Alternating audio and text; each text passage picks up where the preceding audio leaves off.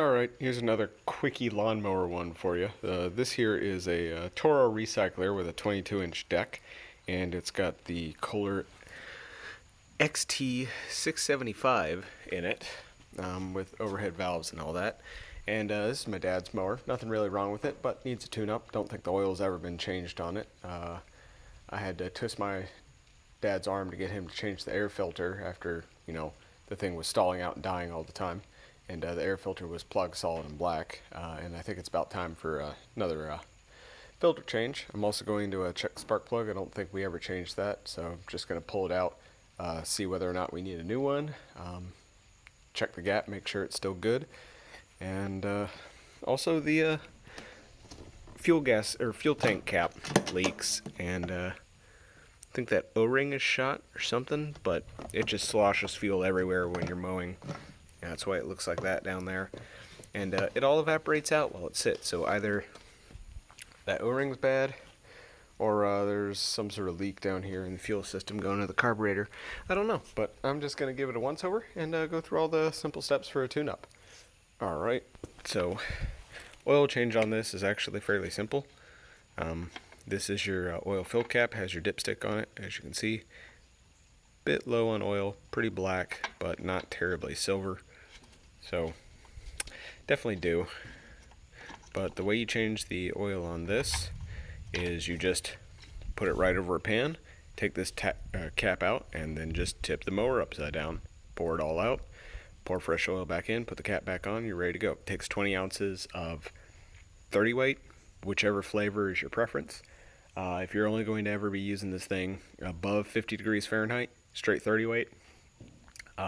If you plan on using this thing from 0 degrees Fahrenheit all the way up, 10W30, and if you're going to be using this thing in sub-freezing temperatures, 5W30. So really, any kind will do. Just doesn't really matter. So I think I've got 24 ounces of straight 30 weight over there that I'm just going to pour 20 in here, call it a day. Or maybe I'll change my mind and find a mostly empty bottle of 5W30 or 10W30 somewhere and use that. 10W30 is, probably your best bet if you're not using this thing for snow blowing. Okay, air filter seems to be the crux of all of the problems I ever have with this thing. Simple to take off, just press that cap, pull it down, and yeah, that's time for a new one, I'd say. Yeah, definitely. So I'll order me up one of those. In the meantime, I'll take some compressed air and blow that out.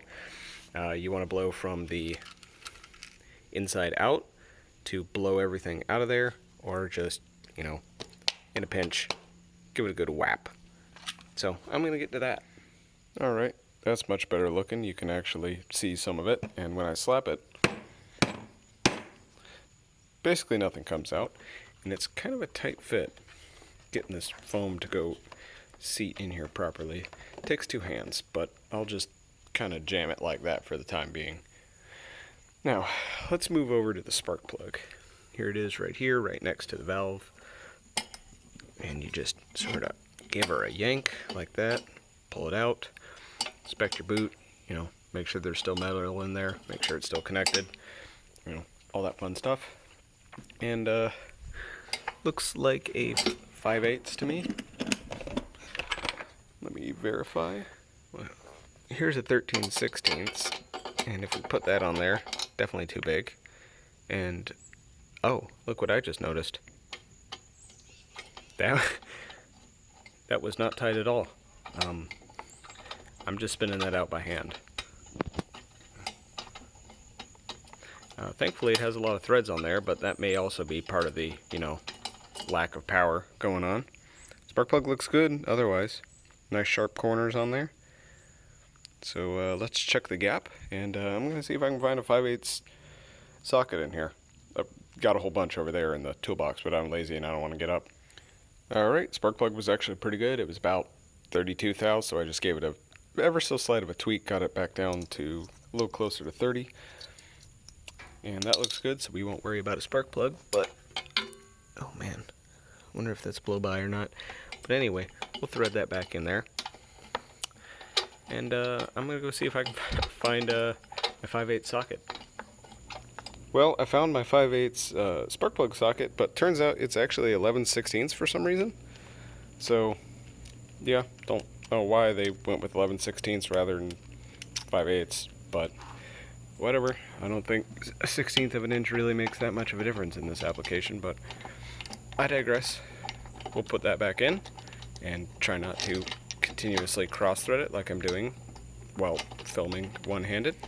Alright, back onto the engine oil now.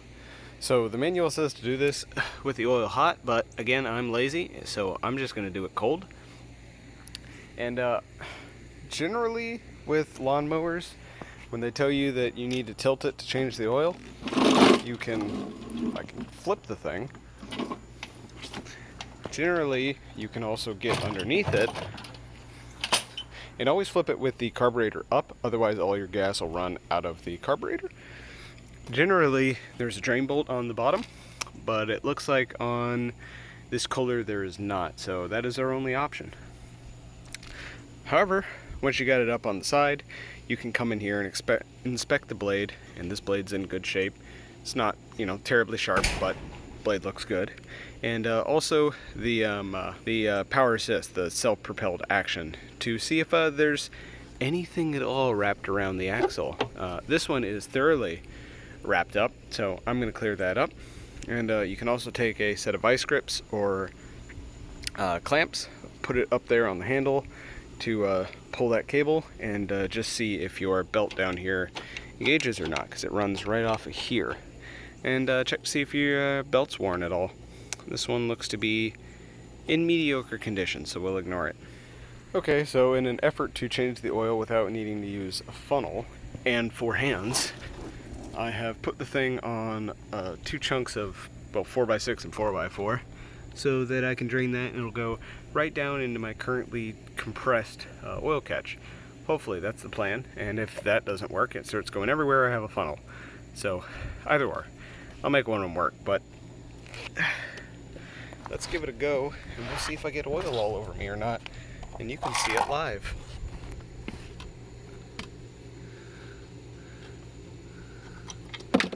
Well, seems to work. That's good. Yeah, that definitely needed changing. Alright, it's just about done dripping. I leaned it a little bit further, and not much came out of it, so it's pretty well set up to drain level. There we go. And perfect, right down the side. And we're going to now add 20 ounces of straight 30 weight, just because I have that lying around and I've got 24 ounces left in there. So we'll pour 20 in, check it, see if it looks good, and if we got any more capacity, I'll top it off with the rest of that, and then I'll keep this around to top up this thing off and starts burning oil. There's no way I'm going to do this without getting oil all over the side of this mower. Oh, hey. That worked pretty good, actually. Who needs funnels? Me. Oh, Lord. Alright, lesson learned. You gotta go real slow with this thing. As you can see, we have 20 ounces. That thing overflowed when I had only poured in 4 ounces, so you just gotta be slow. It's gotta percolate all the air out. And when we put the cap/dipstick back in, pull her back out, you can see we have the perfect amount of oil in there. So that's good. It's alright. We've changed the oil. We've cleaned the air filter. We've checked the gap on the spark plug. All that's left to do now is figure out what the hell is wrong with that fuel tank cap. I think I'm going to put a little bit of oil on there and see if that rejuvenates it. It's probably just ethanol rotten. And I need to pull all of this fun stuff off of the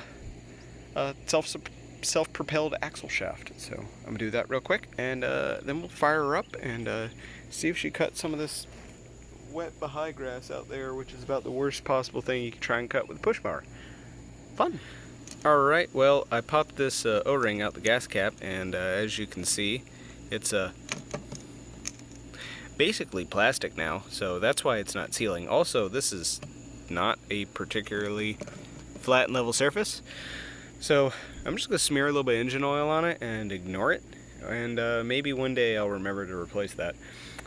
But yeah, it just lets all the gas evaporate out of it, so not the best thing. Plus it splashes out when you're mowing and then gets everywhere. So But anyway, that's not part of a regular tune-up. That's just a problem I have with this stupid thing.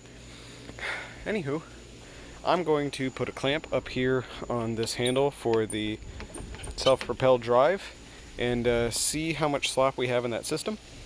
As you can see over here, we have band-aided the throttle at some point in time. We didn't have enough, oomph on there, so we just took a flat washer, pulled a length, bent a piece of the cable in half, pulled it up, then put this lag bolt through the washer like that. That took out some of the slack. A lot cheaper than a new cable. And yeah, now we have full throw on that, nice and tight. So we're gonna inspect this handle up here for the self-propel system and see if something similar is going on, and if it is, do something similar so that we can get full torque out of that system, unless there's like an auto tensioner somewhere, like over here or something that I can mess with, but doesn't look like it. Alright, got a set of vice grips on that handle for the front drive. Let's see how much slop we have. Basically none. So that's good. Belt's nice and tight. Well, tight as it can get. I don't think anything more than that's gonna do me any good. So, yeah, don't have to mess with that other than cleaning up the handle. Nice. Well, I'm gonna get to this then. Much better. Alright, let's flip this pig over and see if she still runs. Alright, this might get hairy. I don't know if I can do this one-handed. We'll give it a shot. Let's go for this action angle.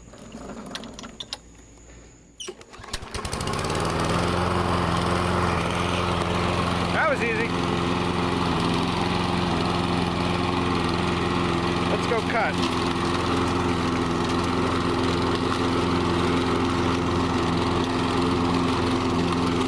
Alright, we going right for the thick stuff.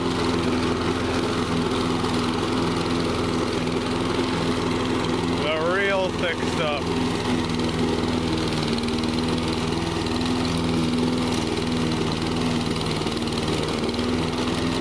The extra thick stuff.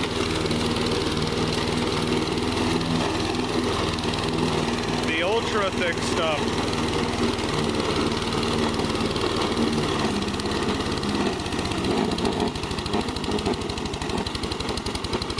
Alright, let's cut off the propel drive. Take a little load off. That's about all she can do, but she's doing way better than I thought she would. And there it goes. Yeah, she's like a brand new mower. Hot damn. Well, anyway, this video helps you. How about consider going down there, giving it a like, comment, tell me if you want to see me fix anything else on this mower. I'm sure I can find something to break on it. And if you want to see more miscellaneous videos like this and how to fix broken lawnmowers, although that's not really what I want to be doing, but that seems to be what I tend to be doing nowadays, go down there and smash that subscribe button. Till next time, Tom out.